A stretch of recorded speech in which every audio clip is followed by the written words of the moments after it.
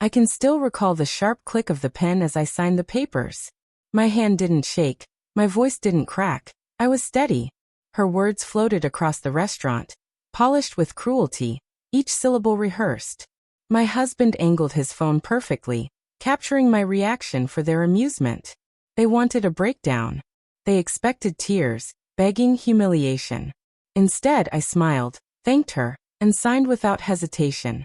Because long before that ink touched paper, my revenge was already sealed. I met him when I was just 21, too young to see the difference between charm and commitment. On our third date, he introduced me to his family. His mother wrapped me in a hug that felt more like possession than affection. "We're very close," he warned. I thought it meant unity.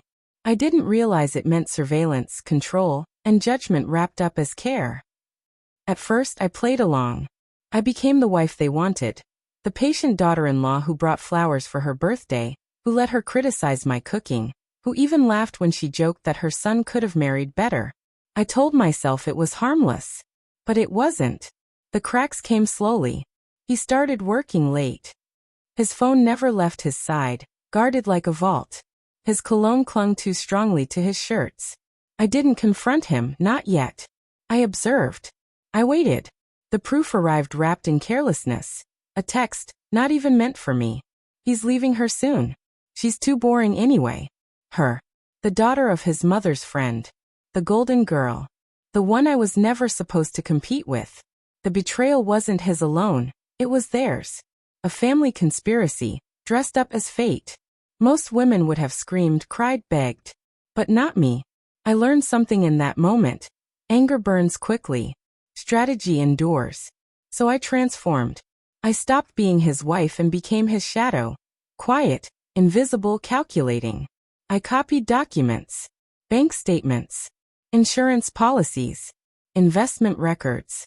I gathered proof of his affair, his late-night rendezvous. Even the money he funneled into her account. In secret, I met with a lawyer. Together, we built a case so airtight, so devastating, that when the day came, he wouldn't just lose me, he'd lose everything. I shifted our savings into a separate account, my legal right, though he never noticed. I secured the deed to the house, which in his arrogance he had signed entirely into my name for tax purposes. I prepared custody papers for the only thing that mattered to me, our daughter. And then I waited. My 31st birthday. They chose a crowded restaurant for my public humiliation. His mother grinned like royalty, clutching the envelope. He lurked behind the camera, smirking.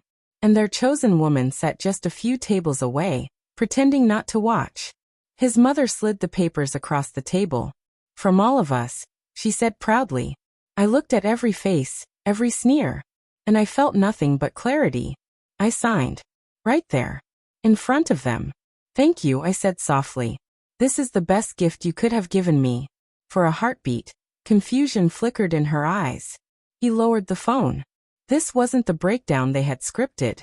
I stood, smoothed my dress, and walked out. What they didn't know, what made their little theater deliciously pointless, was that the court had already ruled. The divorce had been finalized weeks earlier. He had no rights to the house. His accounts were emptied by settlements. His affair laid bare in affidavits and photographs.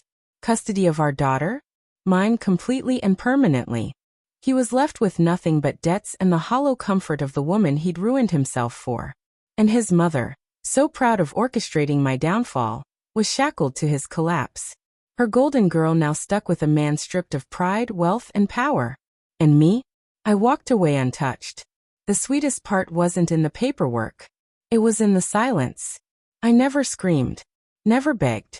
Never gave them the performance they wanted. I denied them their spectacle and replaced it with something they couldn't escape. Consequences. I imagine his recording still exists somewhere. No tears. No pleading. Just me calm and steady, signing my name. The exact moment they realized the trap had already snapped shut. Now when I think of that night, there's no anger. Only peace. Because on my 31st birthday, they believed they were gifting me an ending. What they really gave me was the perfect stage for my victory.